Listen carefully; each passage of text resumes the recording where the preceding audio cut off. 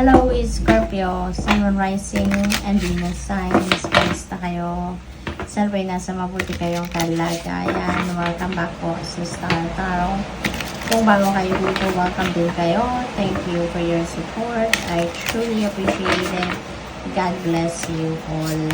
Scorpio, pauna mensahe po ninyo ay Eagle Spirit. There is freedom na you are going to claim sa ngayon.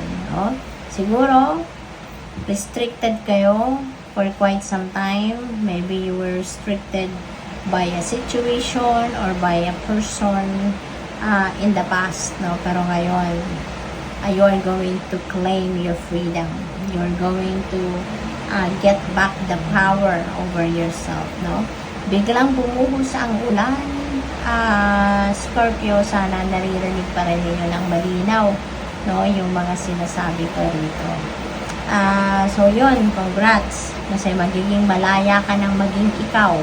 Magiging malaya ka ng ma-express ang sarili mo. Malaya ka ng ma-express yung nararamdaman ninyo. So we have generosity, Scorpio. Masyado kayong mapagbigay, no? Which is really good. Kasi nakakatulong kayo sa ibang tao. And maybe sa ngayon, no, muli, you are going to display your generosity. Maaari meron talagang tao, no? Mga tao sa paligid niyo na talagang umaasa sa'yo. Or pwede rin na talagang maawain kayo at hindi ninyo natitiis, no? Makakita ng taong naghihirap, no? Kaya kahit sa paanong paraan, no? Nagtatry kayo na tumulong. What else? We have focus. Ayan, isa din ito sa importanteng reminder para sa inyo na mag-focus kayo lalong-lalo na sa mga ginagawa ninyo para, alam mo yun, maiwasan ang aksidente, maiwasan na masayang yung oras, panahon, attention ninyo kasi kung madistract kayo, diba? So, kung ano man itong pinagkakaabalahan ninyo, pinagpo-focusan ninyo, put your 100% attention to it. Okay? Para mas maging maayos ang inyong ginagawa. Knowledge. And so, siguro ang iba sa inyo mag-aaral. Maybe you are going to enroll sa formal school. Talaga, because gusto mong mag-aaral, continuing studies. Siguro, gusto mo pang mag-aaral ng panibagong course or siguro expanding your knowledge. You want to gain more knowledge. Siguro dahil ang iba sa inyo nagre-research on your own, nag-explore, diba, ng mga iba't ibang bagong bagay. Marami kayong gustong matutunan, gustong malaman, madiskubre. What else? We have currents of emotion. Ayan, so there are uncontrolled feelings dito.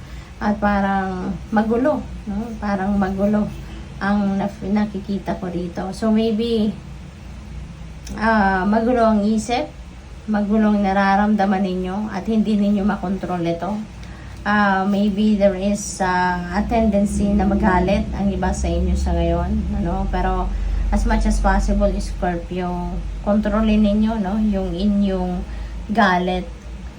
Kung alam ninyo na, alam mo yun, papunta kayo sa pagiging galit, so please, no, i-divert ninyo yung inyong attention to something na mabuti, na something positive, okay? Kasi yung galit is a negative energy, diba? At it's not healthy. It's not healthy for you.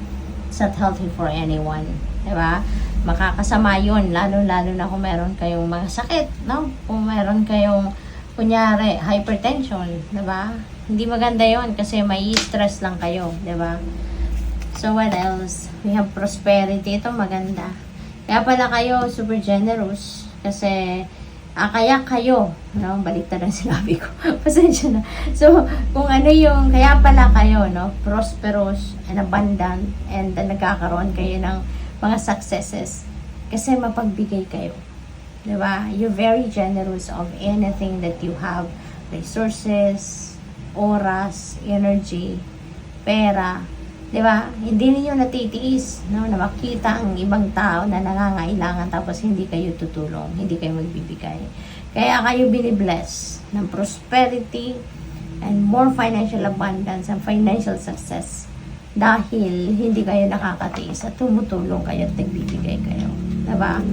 So, what else?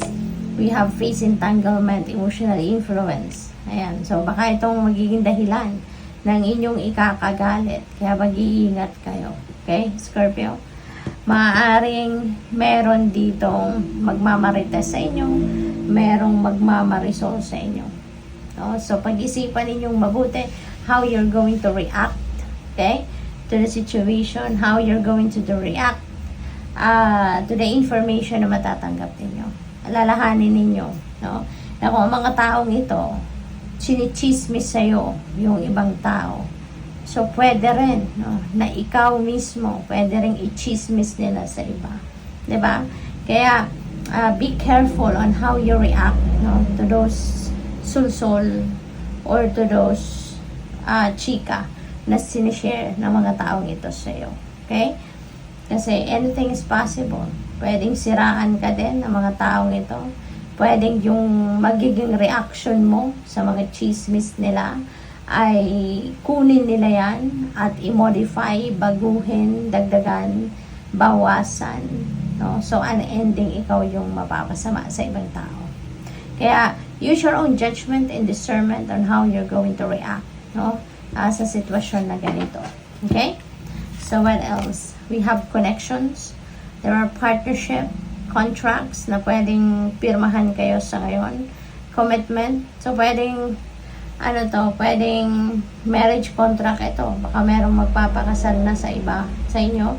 Baka merong ikakasal. So, that could be marriage contract that you're going to sign. Your commitment, no, to that person, no, in relationship. Or pwedeng yung commitment na to in kontrata, pwedeng business partnership, no? So, pwedeng gano'n ang ganap dyan. Pwede rin na mayroong mga bagong business partnerships, bagong friendships dito na mabubuo, no, between you and another person. We have heal the past and fix tomorrow. Okay? So, panahon na para baguhin na ang sitwasyon sa buhay, Scorpio. Let go of your past. No? Let go of your past. Mag-heal na kayo sa ngayon. Kasi maaaring napakalaki ng impluensya pa rin ang inyong nakaraan. Maaaring hanggang ngayon nasasaktan pa rin kayo. Maaaring hanggang ngayon bit-bit nyo pa rin yung emotional wounds, baggages, resentments, no, sa dibdib ninyo at hindi yun nakakatulong sa'yo. Maaaring hindi kayo nakakapag-move on sa buhay, diba? So, para maging maayos na ang inyong present and also your future. So, kailangan na ayusin mo na kung ano man ang inyong nakaraan. Okay? This is the perfect time. Ayan. So, divine timing has come, no, for some things sa buhay ninyo. Mararamdaman ninyo yan. If you are siguro thinking of something, no, adventure, kung anong gagawin ninyo, no, tapos nararamdaman ninyo na perfect timing na yan kasi siguro resources, tao, nakakailanganin ninyo at saka yung mga circumstances na nangyayari, maybe nakikita ninyo na talagang nandiyan na, ayos na, smooth sailing na ang lahat. So, definitely, that is a sign already. And sometimes, yung mga opportunities kusang lumalapit na, di ba? That's already a sign that the perfect time is here para i-continue mo nang gawin kung ano man ang mga nasimulan ninyo or yung mga hindi pa ninyo nasisimulan pero gusto mo nang gawin. So, eto na yun, no? Divine timing has come. Ask your spirit guide. Ayan. So, siguro kailangan ninyo ng tulong, kailangan ninyo ng support, no, dito, from the spirit realm. You can ask your spirit guide as well. Okay? Pwede rin kayong humingi ng tulong sa inyong mga angels, sa Panginoon, but, yun, huwag ninyong kakalimutan na yung spirit guide din ninyo ay pwedeng makatulong sa iyo. Your life plan is unfolding as it should. Wow, napakaganda, Scorpio. Kaya pala meron sinasabi din dito na this is the perfect time, diba? Sabi dito, no? Your life plan is unfolding as it should. Kung ano yung nakaplano ng universe para sa'yo, no? Yun ang nangyayari na sa ngayon.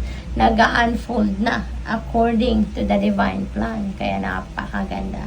So, good luck sa'yo. Thank you for watching. Love and light. Namaste.